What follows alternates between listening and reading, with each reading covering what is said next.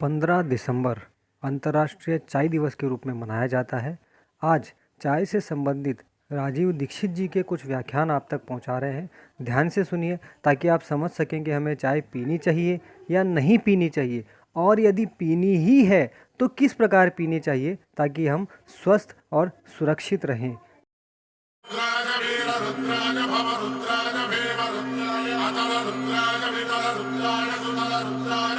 बड़ा फालतू खर्चा ये जो देश कर रहा है चाय पीने में। सवेरे से लेकर शाम तक हम जितनी चाय पी जाते हैं, एक साल में वो 70 करोड़ किलोग्राम होती है,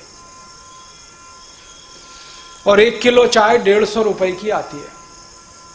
तो 70 करोड़ किलोग्राम चाय को गुणा करेंगे तो 90,000 करोड़ से ऊपर का बिल बैठता है चाय पीने का इस देश का।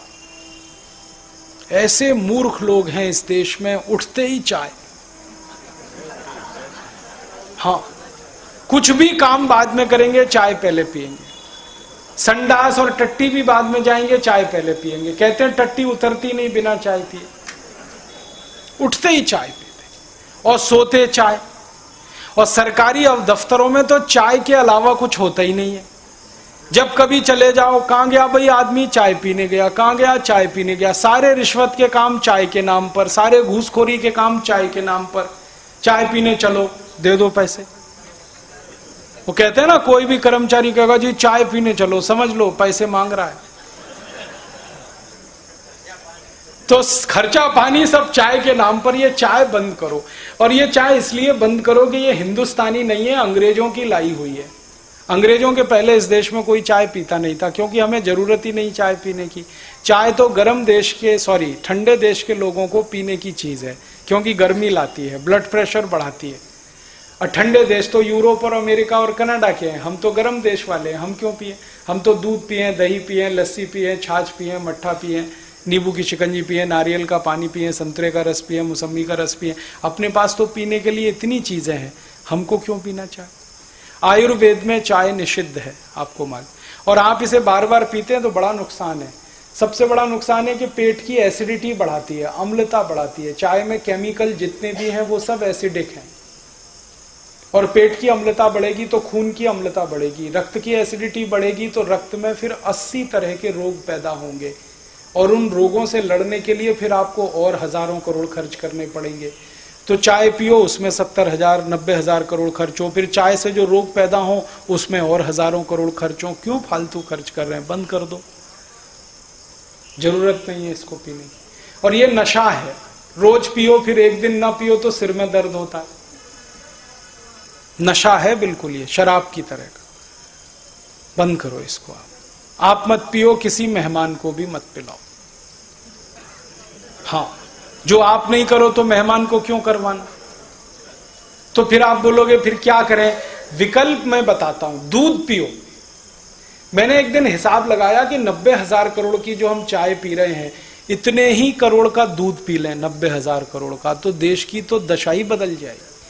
90,000 करोड़ का दूध पिएंगे तो 20 करोड़ गाय पालनी पड़ेगी, तब इतना दूध आएगा। और जो 20 करोड़ गाय पालनी पड़े तो गाय का कत्ल आज और अभी से बंद कराना पड़ेगा, तभी 20 करोड़ गाय बचेगी, नहीं तो नहीं बचेगी। तो कत्ल होने के लिए जो गाय जा रही है ये रुक जाएगी। और ये जो गाय 20 करोड़ हो गई, हर गाय साल में कम से कम एक बछड़ा या एक बछिया देती है, तो कितने बैल हो जाएंगे? और इतने बैल हो गए तो खेती के काम आएंगे, तो ट्रैक्टर खत्म हो जाएगा, डीजल का खर्चा पूरी तरह से बंद हो जाएगा किसानों का।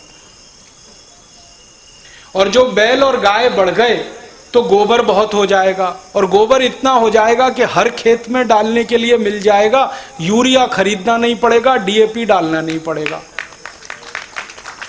यूरिया डीएपी का 4,80,000 करोड़ का खर्चा बच जाएगा। और जो गाय बैल बहुत हो गए तो उनका मूत्र भी बहुत होगा। उस मूत्र को इकट्ठा करके छिड़कते रहें तो फसल पे कीड़े नहीं आएंगे। तो कीड़े मारने की जो दवाएं डालनी पड़ती हैं, endosulfan, malathion, parathion, benzene hexachloride, ये सब बंद हो जाएंगी। इसका 2 लाख करोड़ और बच जाएगा देश को। कितने फायदे हैं देखो आप। बस एक काम करो, चाय मत पियो। दूध पियो, दूध, 1 कप दूध पी लो। और आप दूध पियोगे तो पैसा किसी किसान के ही हाथ जाने वाला है। चाय पियोगे तो पैसा ब्रुक बॉन्ड कंपनी के हाथ जाएगा, लिप्टन के हाथ जाएगा, टी सिटी के हाथ जाएगा, गॉडफ्रे फिलिप्स के, ये सब विदेशी कंपनियां हैं, लूट के पैसा अपने देश में ले जाएंगी। हम वही ठन गोपाल, पहले ईस्ट इंडिया कंपनी लूटती थी, अब ये लूटेंगे। तो बंद कर दो आप इसे, तो तुरंत बंद कर दो। फिर पीना क्या है? दूध पी लो। जिनको दूध अच्छा नहीं लगता वो नींबू की शिकंजी पी ले, नारियल का पानी पी ले, संतरे का रस पी ले, मौसम्बी का रस पी ले। और कुछ नहीं अच्छा लगता तो पानी को खूब गर्म करके चाय की तरह से पी ले, पानी ही पी लो चाय की तरह से। तुलसी की पत्ती डाल लो, अदरक डाल लो। परम पूजनीय स्वामी जी ने एक फॉर्मूले से एक दिव्य पेय बनाया, वो पी लो, चाय से अच्छा है वो। हृदय घात के रोगियों के लिए भी, ब्लड प्रेशर के रोगियों के लिए भी, डायबिटिक लोगों, सबके लिए अच्छा है। और उसका एक फायदा और है कि चाय पी के जो जहर इकट्ठा हो गया वो जहर को फ्लश आउट करके बाहर निकाल देता दिव्य पेय। तो वो ही पी लो। उसको पियोगे तो पैसा हमारे ट्रस्ट में आएगा। हमारा ट्रस्ट यही काम करने वाला है, कुछ और नहीं करने वाला है। तो आप तो बंद कर दो कल से, कोशिश करो, आपका जीवन बदलना शुरू होगा। देश के लिए हम बदल रहे हैं, देश के लिए, यहां से शुरू करो। दूसरा, इनको चाय पीने की आदत है सुबह उठते ही, बहुत लोगों को होगी। इसका नुकसान बताएं। देखिए, मैं 1 ही मिनट में आपको बताना चाहता हूं कि चाय जो आप बनाते हैं उसमें चाय से ज्यादा नुकसान है चीनी। ये जो शुगर है ना, चीनी, इसका चाय के साथ कोई मेल नहीं है। अगर आप चाय पी रहे हैं, मैं से तो मत पिए, क्योंकि आपकी तासीर के अनुकूल नहीं है। चाय के जो केमिकल है ना, भारत के लिए उपयोगी नहीं है, भारत में रहने वाले लोगों के लिए। यूरोप और अमेरिका के लिए बहुत अच्छी है यही चाय, हमारे लिए वो जहर है। कॉफी तो और भी ज्यादा, गर्म देशों में चाय कॉफी अच्छी नहीं है। फिर भी अगर आप पी रहे हैं, आप मानते हैं कि खराब है, लेकिन क्या करें, आदत से मजबूर है, तो मैं एक तरीका बता देता हूं। वो तरीका यह है कि चीनी की जगह गुड़ की चाय पी लीजिए। क्यों पी लीजिए वो समझिए। गुड़ जो है ना क्षारीय है और चीनी है ना अम्लीय है। चीनी जब डिसइंटीग्रेट होती है तो उसके जो अंतिम परिणाम है वो एक एसिड के रूप में ही है, और गुड़ जब डिसइंटीग्रेट होता है तो उसका अंतिम परिणाम है वो क्षार के रूप में है।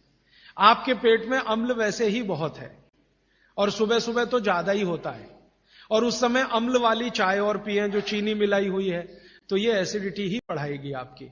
तो बेहतर है कि आप चाय पिए तो गुड़ वाली पिए। अब गुड़ वाली चाय जब पिएंगे तो दूध नहीं डाल सकते उसमें, क्योंकि दूध फट जाएगा गुड़ से, क्योंकि दूध और गुड़ की दोस्ती नहीं है। तो फिर बिना दूध की चाय पिए। तो आप काली चाय पिए, गुड़ डाल के पिए। और मेरी छोटी सी एक बात अगर मान लें कि अगर काली चाय गुड़ डालकर आप पी रहे हैं तो थोड़ा सा नींबू का रस डालें तो न्यूट्रलाइज होगी ये। नींबू का रस एसिडिक है, गुड़ जो है ना क्षारीय है, तो गुड़ मिलाई हुई चाय को अगर न्यूट्रल करना है तो थोड़ा नींबू डालकर नींबू की चाय पिए। ठीक है, ऐसा कर।